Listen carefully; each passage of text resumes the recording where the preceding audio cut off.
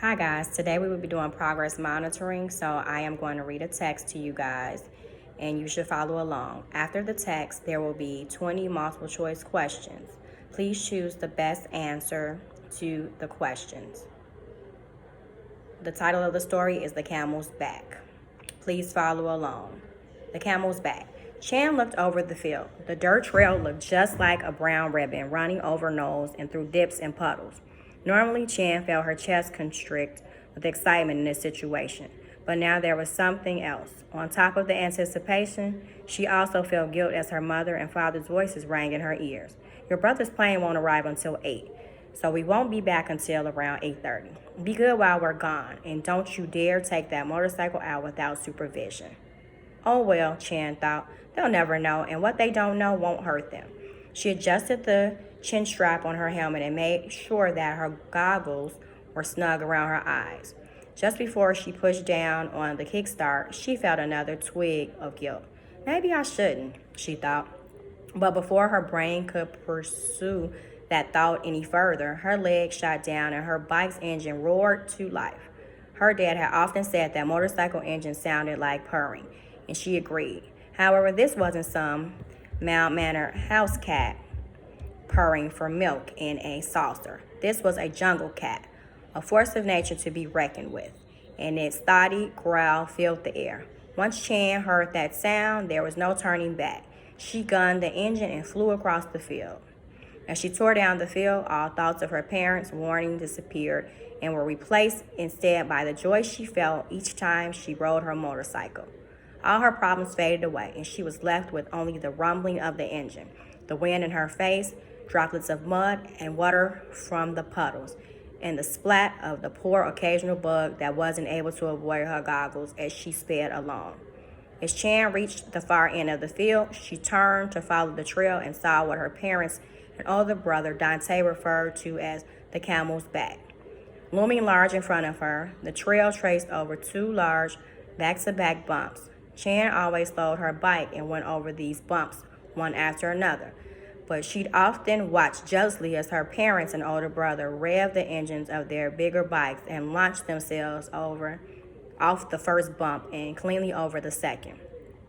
She decided in that instant to be jealous no longer, and she twisted the handle's throttle back towards her as she held on for dear life. Even though Chan was speeding along on her bike faster than she ever had before, a strange and eerie thing happened as she approached the Camel's Back. Everything slowed down to the extent that the world seemed like it was drowning in molasses, and it seemed like things in her side field of vision gradually disappeared. By the time Chan reached the first hump of the Camel's Back, it seemed like minutes had gone by, and she could see nothing else but the trail in front of her. When she finally launched into the air, she felt a floating sensation that brought to mind the astronauts she'd studied in world history. As she cleared the second hump of the Camel's Back, she felt elated. Chan couldn't wait to show off her new stunt the next time her parents and brother were watching. She would later wonder whether her cockiness had been her undoing. But for the moment, Chan was so wrapped up in her own daydreams that she didn't see the mud puddle that her front tire was heading straight for. She spotted the puddle just as her descent back to earth was complete and her tires collided with it. In a flash, the slow-motion sensation she'd been expecting was gone. Chan's motorcycle slid to the left while she flew to the right. The next thing she knew, she was face down in the pasture's short grass with a taste of dirt in her mouth. She wasn't sure where her bike was, but she hoped that it and the breath that had been knocked out of her hadn't gone far. She turned her head to the side and heaved a sigh of relief as she watched her motorcycle slowly roll on its own into some bushes that helped break its fall. That certainly wasn't as bad as it could have been, Chan thought. However, it didn't take Chan long to realize that something was wrong. As she pulled herself to her feet, she felt a sharp stabbing in her side. The breath that she slowly regained while lying on the grass after the crash seemed to be sucked from her with each jab of pain. Worse yet, each step she took seemed to bring the jab on anew. Chan had been hurt before. Skin knees and bruises were commonplace when your family was made up of motorcycle enthusiasts, but this pain wasn't your average everyday hurt. This was grade A, 100% serious business, and Chan felt her eyes well up with tears, and her legs threatening to give out from under her with every throb of her chest. It seemed to take forever, for each step was pure, unadulterated agony, but Chan eventually managed to limp over to her bike. Despite the pain in her chest, Chan was tempted to giggle when she got there. Although she could barely walk, her motorcycle was still running and didn't appear to have a scratch on it. She wasn't sure, but she thought she might have to raise her hand the next time her English teacher asked for an example of irony. If she could ever raise her hand again, that is. In her current state, Chan didn't know how she was ever even going to raise her arms enough to pick up her motorcycle. Chan reached forward, grabbed the handlebars closest to her, and leaned back in an effort to use her weight to bring the still running bike onto its tires. As she did so, the pain was so great that she couldn't continue. She collapsed to the ground in a heap before realizing that she would only have to go through the pain of standing up yet again. While lying there and gathering her breath, Chan noticed that the sky was turning a fiery orange and that the sun was creeping behind the trees on the distant hills. With a start, she glanced at her wrist. It was nearly 7:45. Her parents would be home in less than an hour, and here she was, collapsed in a field with a forbidden motorcycle by her side. It was an incriminating scene, if ever there was one. She could just imagine the punishment she'd receive if her parents knew what she'd been up to. She couldn't ruin Dante's homecoming. Chan gritted her teeth and got to her feet. Even though she was in a world of pain, she had to get the motorcycle back to the barn and get inside the house before her parents returned with her brother. She grasped the motorcycle and pulled with all of her might. Chan's legs wobbled as she felt that horrible jabbing in her ribs once again. But this time the motorcycle made it all the way up. She knew that she didn't have time to walk the motorcycle all the way back to the barn, and that her only option was to ride it. She swung her leg over the seat and rolled away.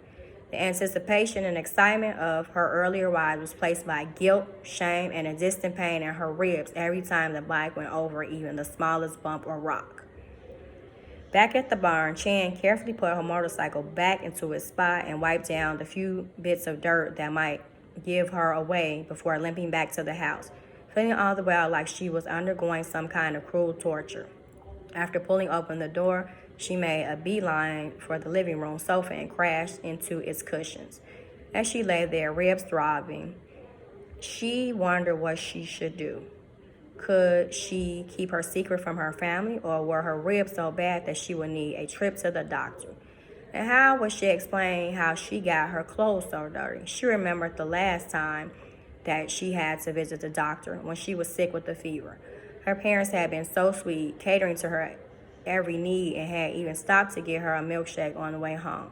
She doubted whether they would be so sweet this time, given the circumstances. As thoughts of punishment and guilt raced through Chan's head, the front door burst open, and in flew Dante and her parents, faces beaming. Her brother ran to her immediately, scooped her off of the sofa, and gave her the bear hug to end all bear hugs. Chan thought she might pass out from the pain as stars swam before her eyes, and she couldn't help but emit a cry of pain. Her parents darkened as they began to analyze the situation. She knew that it was no use hiding what had happened on the camel's back, and she drew in a pained breath before squeaking miserably, "Mom, Dad, I have something to tell you, and I don't think you're going to like it." Number 1, why did Chan's dad compare a motorcycle to a cat? A, the engine sounded like a cat purring. B, they both had a dangerous side. C, a motorcycle can move fast like a cat.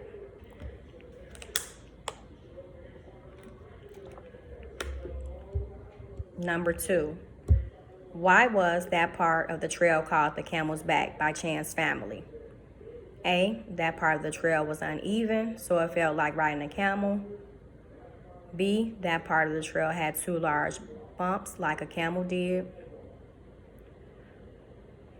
C, that part of the trail had 2 sharp curves like a camel's back.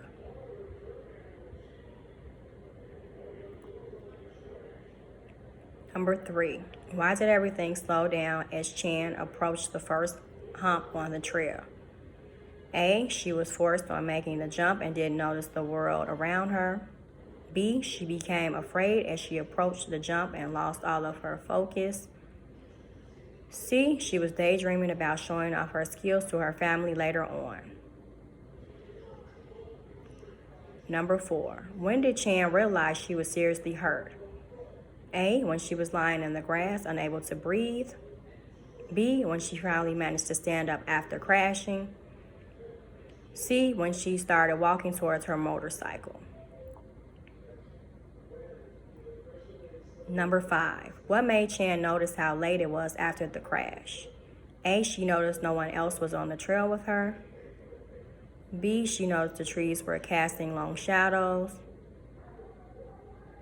C, she noticed the sun was setting behind the trees. Number 6, what made Chan decide to tell her parents about the accident? A, she didn't have time to change out of her dirty clothes. B, she realized her pain was too much to hide from them. C, she felt guilty and wanted to confess to feel better. Number 7, what is the main problem in this story? A, Chan had to figure out how to get the bike back when she was hurt. B, Chan's fall was going to ruin her brother's homecoming if she told. C, Chan had to figure out how to hide her hurt ribs from her parents. Number 8, why did Chan feel her chest constrict when looking at the dirt trail in front of her? A, she was excited. B, her chest hurt. C, she felt guilty. Number 9, why did Chan make herself pick up the motorcycle even though it hurt? A, she didn't have time to walk to the house before her parents got home. B, she wanted to make sure her motorcycle was okay after the crash. C, she needed to hide the fact she had been riding without permission. Number 10, what is the main idea of this story? A, motorcycles are very dangerous for kids. B, ignoring caution can lead to big problems. C, stunts should only be attempted by adults. Number 11, why was Chan relieved after the accident? A, she could see her bike wasn't hurt because it rolled into the bushes. B, she got her breath back after she had been knocked out of her. C, she finally didn't feel like she was drowning in molasses anymore. Number 12, what caused Chan's crash on her motorcycle? A, she didn't notice the puddle as she came down from the jump. B, she jumped her motorcycle over 2 large bumps in the trail. C, she was daydreaming about showing her new skills to her family. Number 13, what kind of person is Chan? A, careful and dangerous. B, headstrong and determined. C, prideful and risky. Number 14, why did Chan do the jump even though she never tried it before? A, she was tired of being jealous of her family's skills. B, she was going too fast and accidentally flew over the bump. C, she wanted to see if a smaller bike could do the jump. Number 15, how does Chan probably feel about her parents? A, she feels they are unfair and won't let her do things. B, she's afraid of them and how they will punish her. C, she respects them a lot and wants to please them. Number 16, what probably will Chan's parents' first response be when she tells them about being hurt in the accident? A, they will get angry and lecture her. B, they will rush her to the doctor. C, they will be confused about what to do. Number 17, what happened when Chan tried to lift the bike the first time? A, the bike's engine started running. B, she forgot about the pain in her side. C, she couldn't do it and collapsed. Number 18, why did Chan think she had a good example of irony for her teacher now? A, she was in pain after doing what her parents told her not to. B, her bike was perfectly fine, but she herself was badly hurt. C, Chan felt like giggling even though she had been injured. Number 19. What did Chan do with her motorcycle before going into the house? A, she wiped off the evidence of her ride. B, she checked the motorcycle for damage. C, she put the motorcycle in the barn. Number 20. What is the most likely explanation for why Chan's chest hurt? A, she was having chest pains from fear and guilt. B, she hit the handlebars when she slid in the puddle. C, her ribs were injured from falling off the bike. Don't forget to submit your assignment.